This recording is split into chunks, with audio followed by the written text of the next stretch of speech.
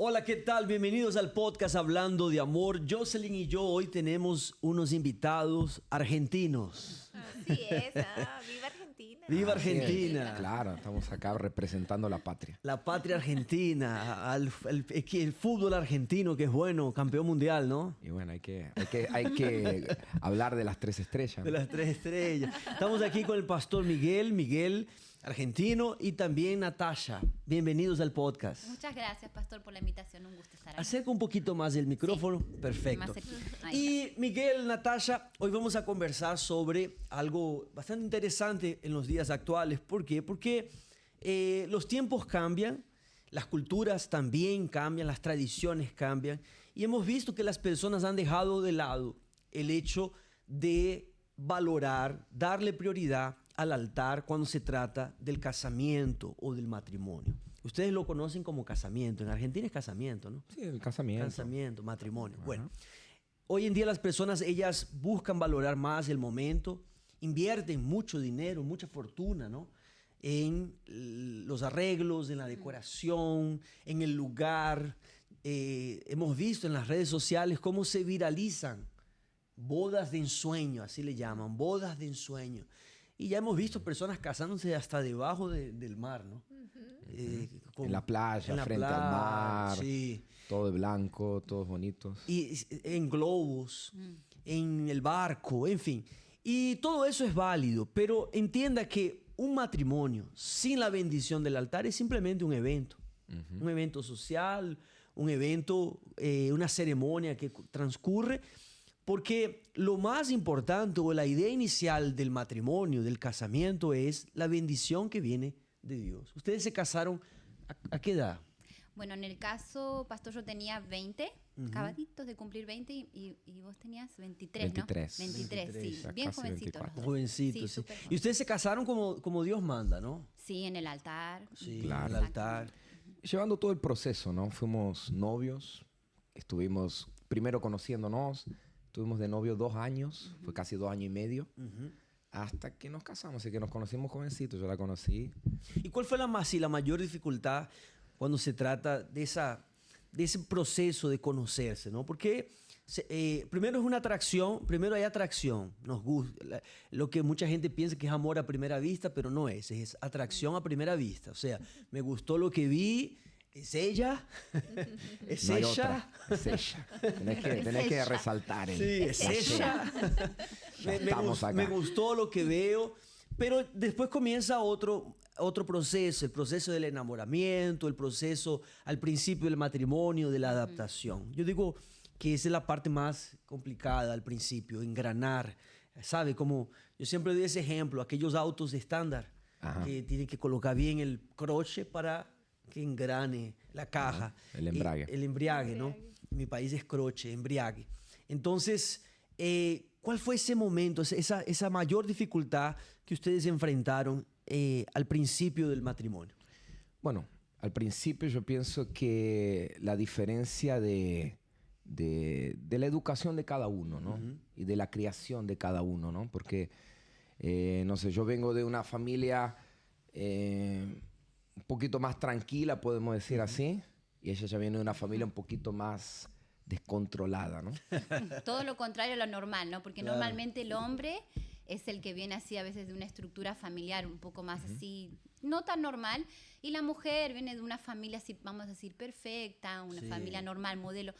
En mi caso fue todo lo contrario, ¿no? Porque mi papá nunca se casó, estamos hablando del casamiento, ¿no? De la bendición de Dios. Sí. Yo tengo esa experiencia, ¿no? De que mi papá tuvo una primera esposa, nunca se separó, conoció a mi mamá así como que en el medio y decidió quedarse con ella y nací yo en el medio de todo eso. Entonces yo no tengo esa estructura, no nací con una estructura de familia, ¿no? Claro. Nací en un hogar, vamos a decir, disfuncional, si se podría decir, ¿no? Entonces, claro, él viene de una familia tipo muy modelo, el padre y la madre muy unidos, una familia así perfecta, ¿no? Aparentemente, ¿no? Porque no perfecta, pero sí podemos decir que engranada, ¿no? Sí, porque cuando hablamos así, familia perfecta, no existe familia perfecta. Todas las familias tienen problemas, diferencias. Y hay muchas familias que aparentan también serlo, ¿verdad? Pero esconden aquel monstruo debajo de la alfombra, debajo de la cama.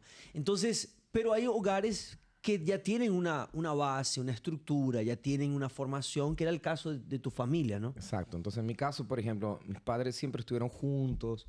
Yo no viví eso de que mis padres se peleaban todos los días o se separaron y yo vivía un tiempo con uno con otro. No, siempre vivieron juntos. Tenían sus problemas, tenían sus luchas, pero en casa había esa unión, ¿no? Por ejemplo, tuvimos muchos problemas económicos, pero mis padres, los dos trabajaban, los dos siempre nos querían sacar adelante. Entonces, había esa unión en mi familia, ¿no? Y con mis hermanos también, o sea, siempre fuimos muy unidos, ¿no? ¿Tú crees que eso pudo favorecer también en el hecho de poder hoy tener una familia, tener una relación? ¿Te favoreció esa referencia de hogar? Y sí, porque, por ejemplo, yo no tuve esa situación, como digo, de ver mis padres separados, de ver mis padres peleándose todos los días. Entonces, eso ayuda, ¿no? Porque lo que uno vive de chico, entonces se refleja también de grande, aunque a veces uno no lo quiera. Claro. Tanto para el bien como para el mal, ¿no? Entonces vemos las influencias, ¿no? Hoy en día vemos tantas familias, como que se hizo algo normal, que, tenemos un problema, nos separamos, ¿no? Cada uno por su lado. Entonces los hijos son los que crecen, un poco con el papá, un poco con la mamá, y eso los afecta. Cuando crecen, pasan a vivir de vuelta lo mismo, ¿no? No, y hay aquellos que dicen así, Jocelyn, cuando ven, por ejemplo, hogares disfuncionales, hogares destruidos, ven peleas, ven vicios dentro de la casa, ven traiciones, crecen así, sea hombre o mujer. Cuando yo sea grande, yo no le voy a causar el dolor que mi padre le está causando a mi madre o mi madre a mi padre. Yo no voy a causar este dolor, yo no voy a hacer eso. Pero crecen y terminan haciendo igual o peor, ¿no? Sí, bueno, como el pastor estaba hablando, ¿no? Realmente, a veces queriendo o no queriendo, la persona comete las mismas fallas, los mismos errores. Entonces, yo creo que sí, en cierta manera, cuando se crece así con la imagen que usted tuvo de su familia, es un poco más fácil. Exacto. Es un poco más fácil lidiar con ciertos problemas, con ciertos desafíos. Quizás, no sé, en tu caso, Natasha, todo lo contrario. Sí, todo lo contrario fue para ti, ¿verdad? Sí, porque ¿qué pasa? Yo creo que estamos hablando eso de la importancia de la estructura familiar, de la bendición de Dios. Cuando uno no tiene eso, y cuando uno me voy a poner en el lugar de muchos hijos que nos están viendo, que crecieron en una familia así, ¿no? Porque, y que están creciendo ahorita. Que están creciendo en una familia que los padres quizás también nunca se casaron, nomás se juntaron. Sí. Fue mi caso, ¿no? Sí. Se juntaron, entonces yo nunca tuve el sueño del casamiento. ¿Sabe aquel sueño de toda niña con un vestido blanco, casándose? Nunca me llamó la atención eso, porque yo decía así, no, mira el ejemplo que tengo, ¿no? Claro. Mira cómo vive mi mamá, mi papá nunca se separó, entonces no creía mucho en el matrimonio. Entonces eso también afecta de alguna forma a los hijos, ¿no? Claro. Sí, nuestra mente, nuestra mente se programa, ¿no? Y era lo que pasaba con ella. Y nosotros lo vemos hoy, por ejemplo. Estamos a semanas de realizar la celebración de los matrimonios.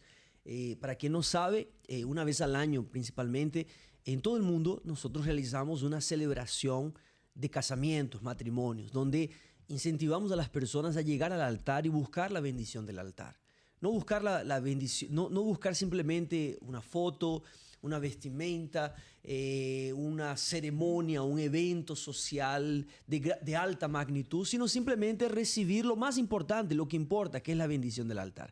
Y cuando hablamos con las parejas, por ejemplo, sobre casarse, hemos visto la resistencia de muchas, pero ¿para qué?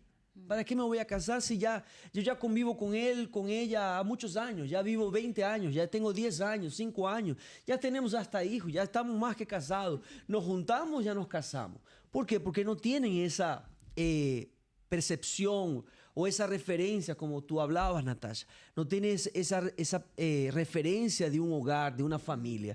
¿Dónde nació dentro de ti el deseo o la visión o el entendimiento de que era importante, era necesario la bendición del altar? Yo pienso que cuando yo empecé a entender, ¿no? Cuando llegamos a la iglesia y yo nací prácticamente en la iglesia, me crié, pero sin esa estructura, ¿no? Mis papás iban a la iglesia, pero nunca se casaron, estaban dentro de la iglesia sin casarse.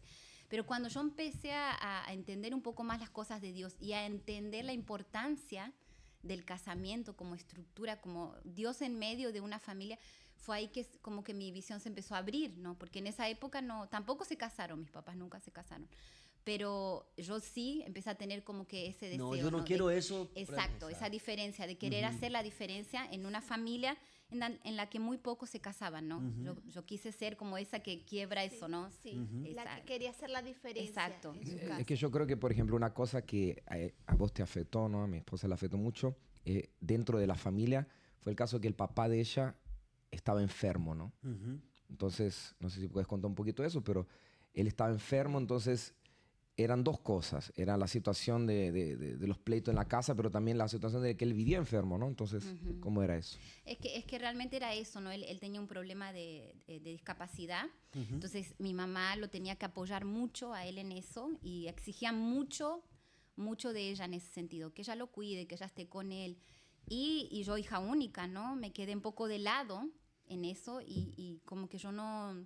O sea, no tenía esa estructura, ¿no? De familia, ¿no? Como él exigía tanto de mi mamá, yo me iba para un lado, me crié así como con mis abuelos. Sola. Solo, entonces eso también nunca vi como un entorno familiar, ¿no? De el padre que tiene a la hija. El padre proveedor, el padre que cuida, el padre que protege. Exacto. Entonces él tenía que ser protegido por tu mamá. O sea, en realidad tu mamá pasó a hacer el papel del hombre dentro de la casa, prácticamente. Sí, todo así un lío en la mente de uno que es como hablamos al principio, es muy difícil cuando uno no crece en ese entorno que seguir, ¿no? O sea, cambiar eso, cambiarlo. ¿no? Es muy difícil, ¿no? ¿Hubo alguna dificultad entre ustedes dos al principio?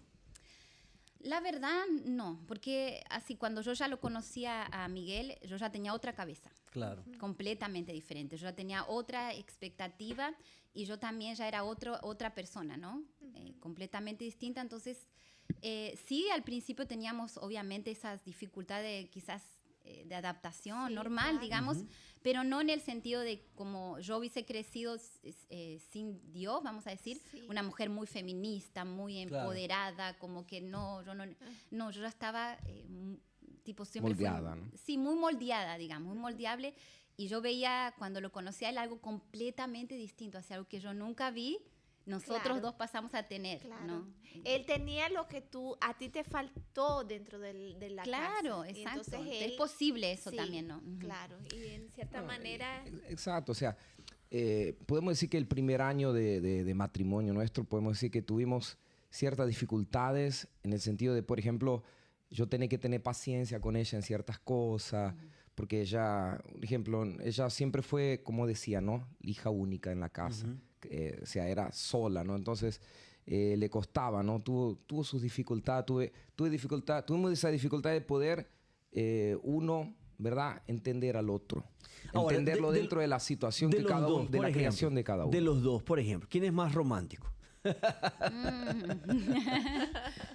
Es el romanticismo, ¿sí? Ahí me falta. Yo creo que ahí tenemos que ser honestos. Así no, más. no llegamos a ese nivel, ¿no? De romanticismo. Yo creo que va para el lado de sí, ella. las mujeres somos un poquito más. Yo intenté. Sí, no, Él fracasó. ¿Cómo fue? Al principio era más. ¿Cuándo fue? ¿Primer año de casado, segundo? Que hice un Empezamos video. con aquel coso de las bodas de papel. Ahí me dio una carta. No, la boda de cartón. El primero fue que te fuimos a comer, te llegó una Llegamos hasta carta, las boda de papel, ¿no? Ese fue el primero. El segundo, de después cartón, creo que... ¿no era? No sé de cuál era. El segundo hasta ahí llegamos. fue una música. Yo hice un videoclip. ¿Pero tú cantaste o qué? No. Le hice, Él me hizo un video. La llevé, le hice un video con la música con la que nos casamos y pusimos fotos, lo puse en un proyector en pantalla gigante. Solo que Así en realidad empezamos. ella pensó que yo lo había editado el video. Ella pensó que yo había editado, pero en realidad pedí a alguien que me lo haga, ¿no? Entonces, pero No, hasta ahí llegamos. Porque tú ves, ustedes ya están casados ¿cuánto tiempo? 15 años. 15 años. Y quien nos ve así muchas veces, principalmente porque el mundo idealiza el amor, el mundo idealiza el amor romántico, el amor de las novelas, hoy en día los doramas, ¿no? Hoy en día lo que está del boom son los doramas asiáticos, ¿no? Ajá. Y dura una serie de 40 minutos, 30 minutos es para darse un beso, 30 minutos es para... Ah, sí. Es toda una locura, es un boom hoy en los adolescentes. Y eso es lo que yo... Los adultos, ya había adultos llorando porque el drama se terminó y ya la historia de amor acabó.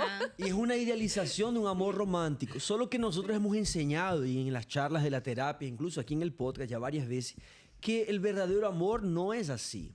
No quiere decir que no hay sentimiento, no hay un momento de romanticismo, no hay ese momento íntimo entre las parejas, lo hay. Porque a veces también nos ven y dicen, bueno, pero son muy secos, son muy, ¿verdad? Ajá. No, existe ese sentimiento, pero nuestras relaciones no se basan en ello.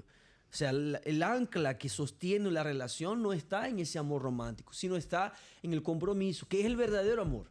Compromiso, entrega, renuncia, sacrificio, y que el tiempo también muestra, porque el amor... Él nace con el tiempo.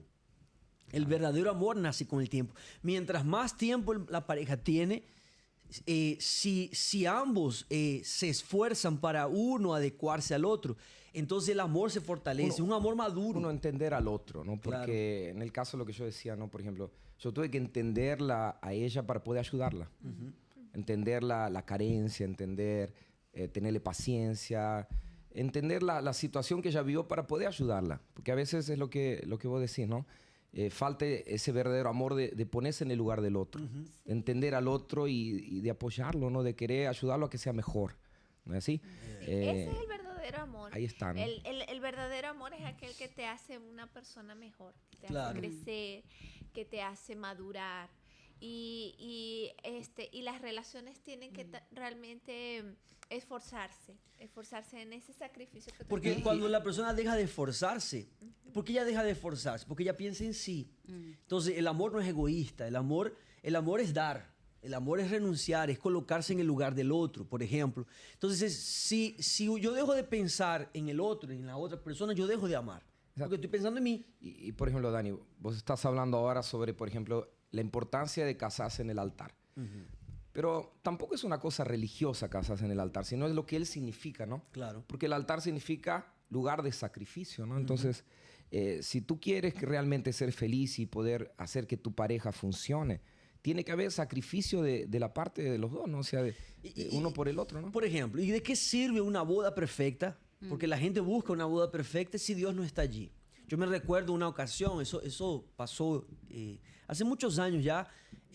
Nosotros fuimos invitados a celebrar una boda junto con otros. Fuimos varios pastores, incluso el obispo en la época, y fuimos a celebrar una boda de una persona que tenía recursos, pudiente. Ya ellos gastaron muchísimo dinero en aquella boda. Fue algo. Ellos alquilaron, ¿verdad? Que era hermosa, el lugar era hermoso, sí. Y se vio que ellos gastaron mucho dinero en aquella boda. No fue en el altar, fue en un lugar afuera, externo. Y nos invitaron y nosotros, cumpliendo nuestro llamado y nuestra responsabilidad como ministros, fuimos a realizar el matrimonio. Bueno, la boda terminó, fueron a la luna de miel y cuando regresaron ya separados. La boda duró 2 días. No fue la boda, no. El matrimonio duró 2 días. La boda, más fue lo que gastaron, el tiempo que invirtieron en casarse, en lo que duró. ¿Por qué? ¿Por qué razón fue eso? Más Dios no estaba allí.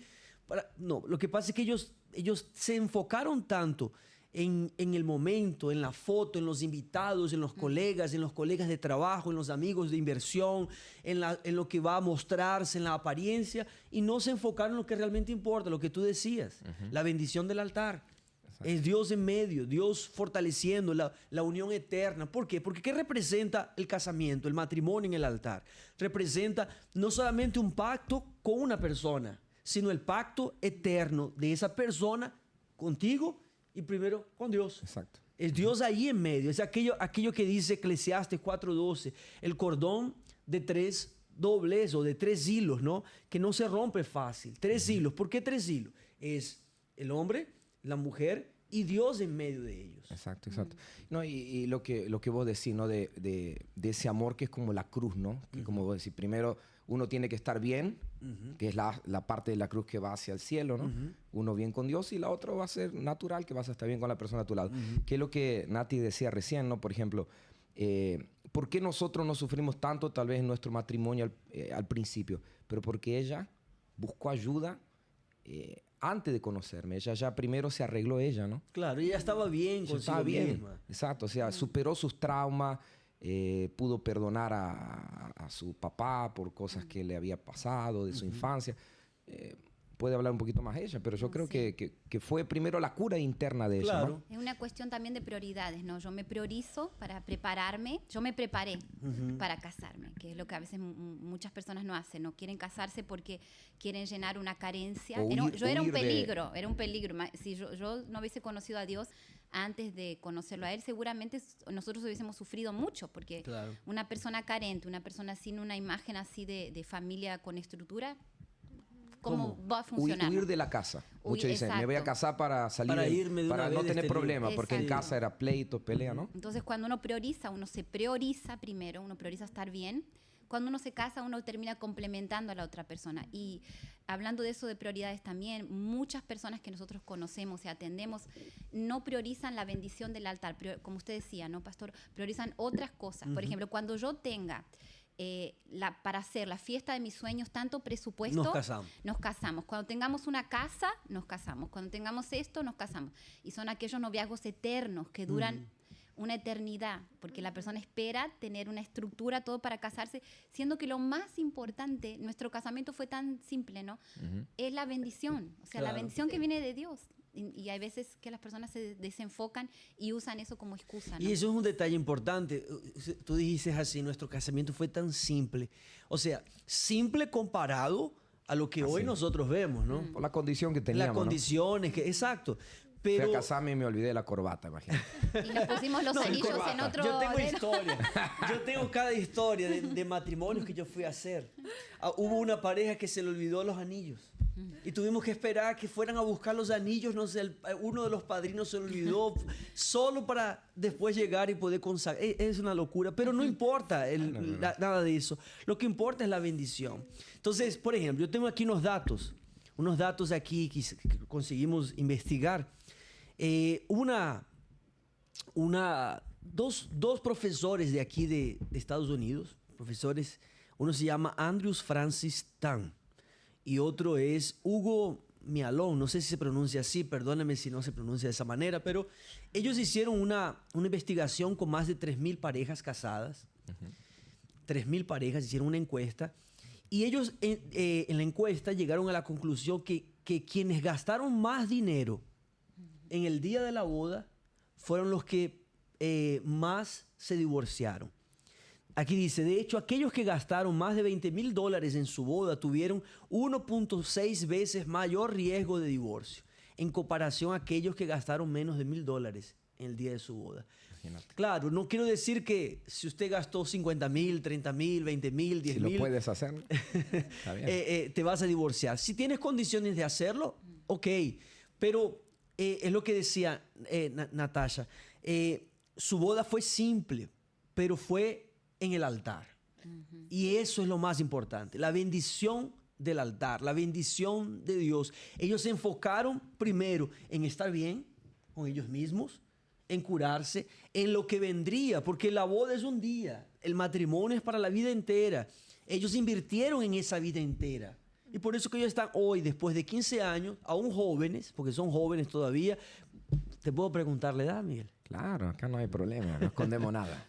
¿Cuántos años, Miguel? 39. 39. Joven todavía, somos jóvenes, Miguel. Estamos jóvenes. Iguales? No, yo tengo 41. Ah, bueno. Pero joven también. Estoy en la plenitud. La edad, yo siempre le digo a mi esposo, la edad es un número. La edad es un número. ¿Vale? La edad es un número. Estamos jóvenes. Pero con una familia es lo más importante. ¿Cuántos que han perdido esa visión de una familia y viven frustrados? ¿Por qué? Porque priorizaron tantas cosas y no el altar. También, Dani, prioriza mucho lo que es la boda y también prioriza mucho dónde van a ir de luna de miel, ¿no? Yo me acuerdo que yo estaba buscando dónde iba a ir de luna de miel. Nuestra luna de miel fue así, tipo. en el día que me iba a casar estaba todavía viendo el lugar donde iba a ir porque no había sabía para dónde. Estaba complicado. Es una locura. Estaba un poquito apretado económicamente. No. Pero... Más lo importante es, y es eso lo que usted que nos está viendo ahora en el podcast debe entender, todo lo demás, adornos, los adornos. A veces usted piensa, yo quiero adornar la iglesia, el lugar donde yo voy a estar. Todo eso son extras, no son la prioridad. No son la prioridad. Quizá usted dice así, pero yo quería unas bonitas fotos para el recuerdo. Yo quería usar mis fotos para el recuerdo. Y eso es irrelevante. ¿Por qué? Porque lo que hoy a usted le parece bonito, de aquí a 10 años usted va a querer ni siquiera mostrarlo.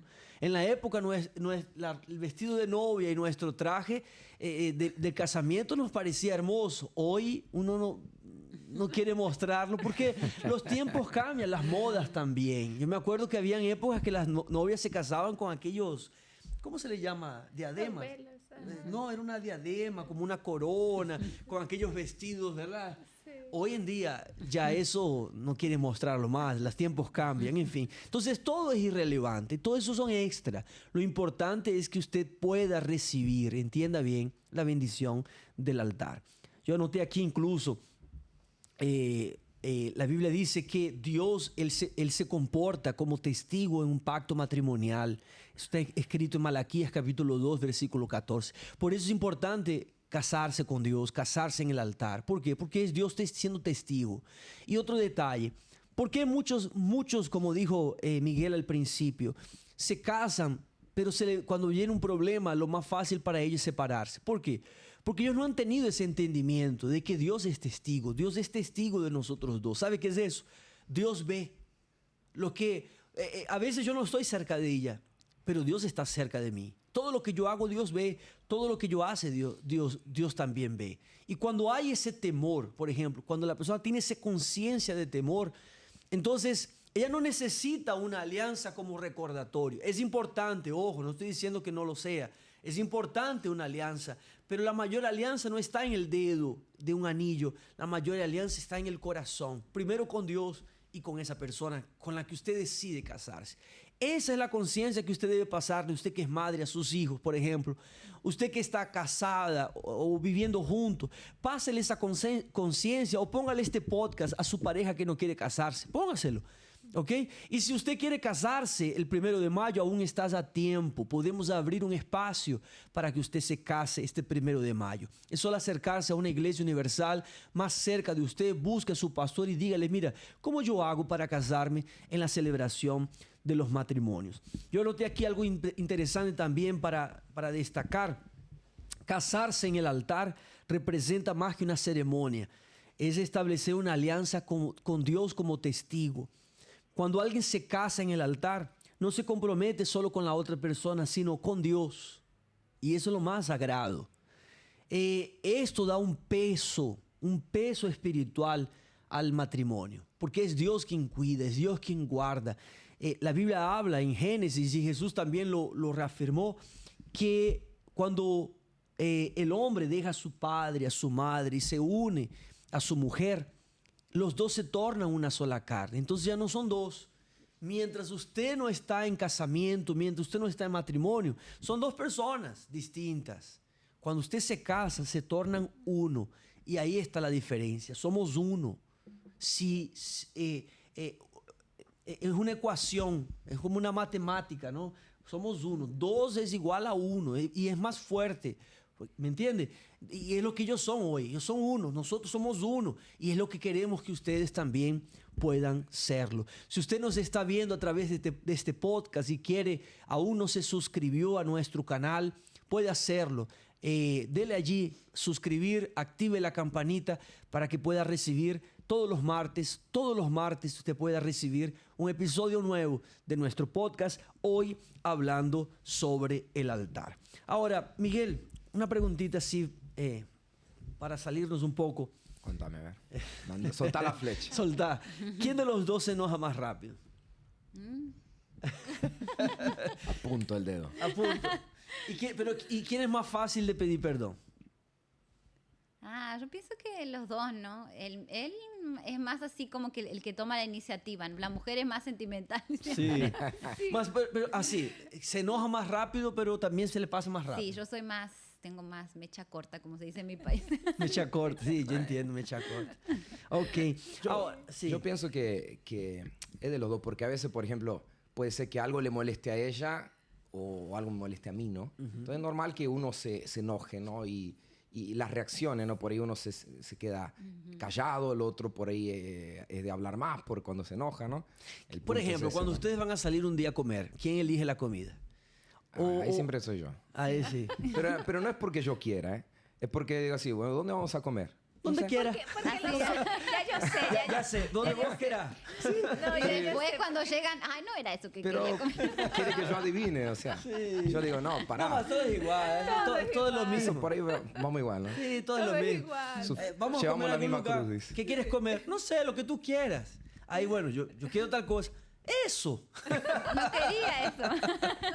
¿Por qué será, verdad? ¿Por qué será? No, Bueno, es que los hombres son más objetivos, entonces Sí. yo creo Indeciso. que... Es porque uno Sí. se pone a mirar a dónde Sí. conviene, que esto no, que no. Y ahí sí. tarda más más. definido, ¿no? determinar. Vamos por Somos acá y listo. definidos, De una. Con uno es esto y acabó y listo, ya está. Uno no lo da vuelta, no piensa tanto, ¿no? Exacto, o sea. Son más prácticos. Sí. Y con la cuestión del teléfono, ¿quién contesta más rápido? ¿O quién es aquel que manda un mensaje y tiene que estar media hora para que responda, ve, te dejen visto? Ahí yo creo que voy a perder yo. ¿no? Sí, perdiste el punto que recuperaste, lo perdiste ese No, pero no es momento. porque quiera, que a veces estoy ocupado y no le contesto. Sí, Por ahí, como bueno. aquel mensajito, ¿te puedo llamar más tarde? Estoy ocupado, te Can llamo you call luego. later? Y nunca Can you call Ajá, later? todo así está lleno mi Estoy teléfono. ocupado. Can No, you call por later? aquí pasan los pastores y sus esposas y todos tienen así las mismas cosas. Y yo le digo a mi esposo, qué gracioso, ¿verdad? Estamos todos en el mismo espíritu, No, dice. que Es casi todo realmente igual. Es todo igual, pero realmente nuestras diferencias en personalidad, uno es más así. Bueno, eso ¿Quién se hace parte. más broma de los dos? Ella. ¿Así? Ella le gusta más hacer broma. Pero quién, por ejemplo, Le gusta- quién aguanta menos broma? De pesadas, así Sí. como Pesadas. no sé, ¿no? Que no hacemos tan así. Así que uno le hace al otro. Yo no somos de hacernos bromas pesadas entre nosotros. Sí, No. como así. Ella me Tenemos, hace broma de burlar de cosas, pero sí, no pero- pesadas. Sí, yo soy más así, porque él es más tranquilo, Más bromista. más él le quiere su espacio, así. Yo soy la que siempre está ahí, como la más pesada, ¿no? La que siempre está molestando. Le gusta mucho el Chavo. A El mí Chavo. me gusta, sí, me encanta. Es fan del Chavo. Entonces, por ahí vamos. ¿Ustedes son de salir o de asistir series, televisión? ¿Cómo es? Yo creo que son más caseros. Más casero. Más caseros, pero así, no es que no nos guste salir, ¿no? Yo creo que... Hay un Al- equilibrio, No es que ¿no? seamos aburridos, pero nos quedamos. No, es que a veces no encontramos tanto el tiempo. Pero el punto es que nos adaptamos, ¿no? Yo creo que al principio por ahí ella era de querer que salgamos más, ¿no? Y yo era más casero. Entonces, al final ahora me cuesta sacarla, ¿no?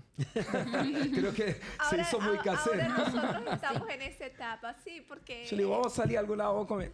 Me cuesta sacarla, bueno. No, es así mismo. Al principio también, claro, cuando uno es más joven también tiene más energía Ajá. y quiere conocer, quiere...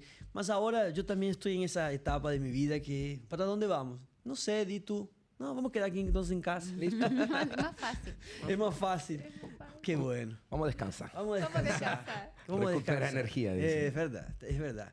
Entonces, ahí está el podcast de hoy. Hoy estamos conversando con Miguel y Natasha. Estamos hablando de la importancia del altar. Deja aquí en los comentarios su opinión. Si usted ya está casado, si usted aún no se casó, deja aquí en los comentarios para ti, ¿qué importancia tiene la bendición del altar? Es eso lo que queremos pasar hoy. Para finalizar, yo quisiera simplemente dejar también otro punto relevante que yo anoté aquí.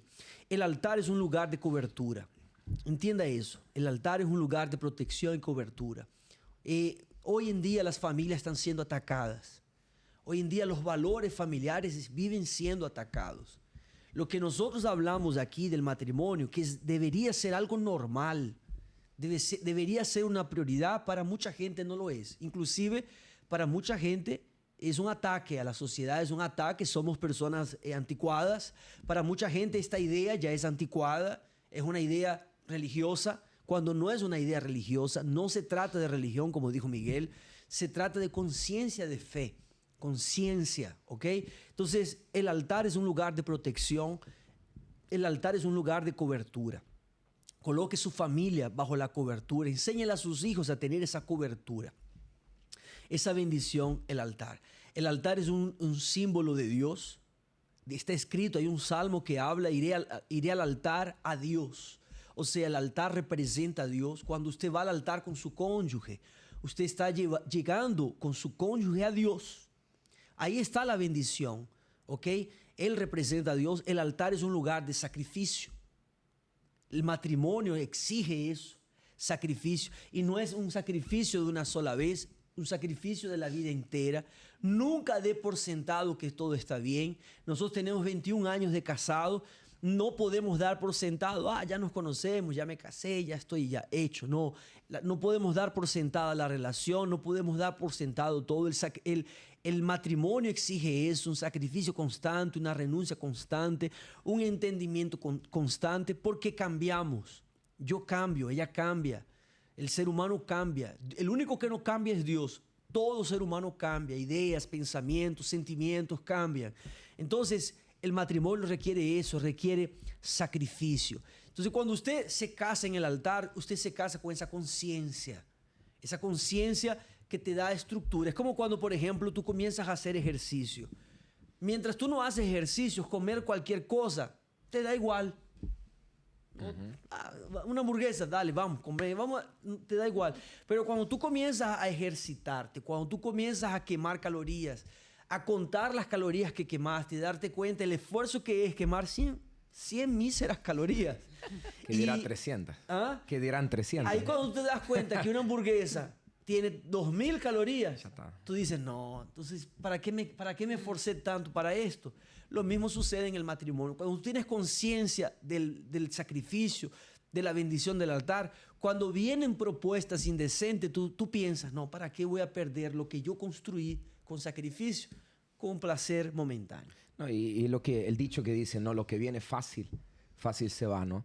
Entonces yo pienso que es eso, ¿no, Dani? Y por ahí las personas que nos están viendo ahora, por ahí tú te sientes así, de repente tú eres una persona que estás pasando dificultad en tu pareja o en tu relación y te viene ese pensamiento de desistir, de para qué seguir luchando, de para qué seguir intentando. Pero vale la pena, ¿no? que te sacrifiques para mantener esa relación. Si ya estás en una relación, manténla. Y de repente tú dices, pero yo nunca me casé. Pero como dice acá el pastor Dani, tú puedes hacerlo ahora. No necesitas esperar o decir, bueno, ya no hace falta. No, o sea, puedes arreglar tu vida delante de los hombres y delante de Dios. Y eso te va a ayudar a poder creer en el matrimonio, porque Dani, cuando uno se casa, como tú dices, ¿no? Es porque uno cree, ¿no? Uno cree, entonces toma esa actitud, ¿no? Por más que estamos juntos a tantos años, ¿qué diferencia hace casarse? No hace diferencia, porque yo creo en ti, yo voy contigo hasta el final, ¿no? ¿Y qué cuesta, verdad? Porque si ya estoy con esa persona, ¿verdad? Sí, las personas están esperando las condiciones perfectas y a veces están esperando esas condiciones perfectas para casarse, pero muchas a veces hasta incluso se embarazan sin las condiciones perfectas. Sí. Personas hacen cosas sin las condiciones perfectas. ¿Por qué estar esperando El para matrimonio. casarse? Y si ya estoy conviviendo contigo, ya muchos años, ya tenemos hijos en común incluso, ¿por qué no casarme? El matrimonio es un papel. No lo es, ya usted tuvo ese entendimiento. Entonces no es el lugar donde te casas, ni el tamaño del evento que determina tu felicidad, sino la calidad del pacto que usted tiene. Y ese pacto es con Dios. Miguel, quiero agradecerte por haber venido. Natasha, gracias por acompañarnos. Cuando quieran volvemos. Estamos aquí felices de tenerlos y ahí está. Terminamos de un episodio más. No olvides dejarlos en los comentarios tu opinión, qué te pareció y también suscríbase a nuestro canal. Bendiciones.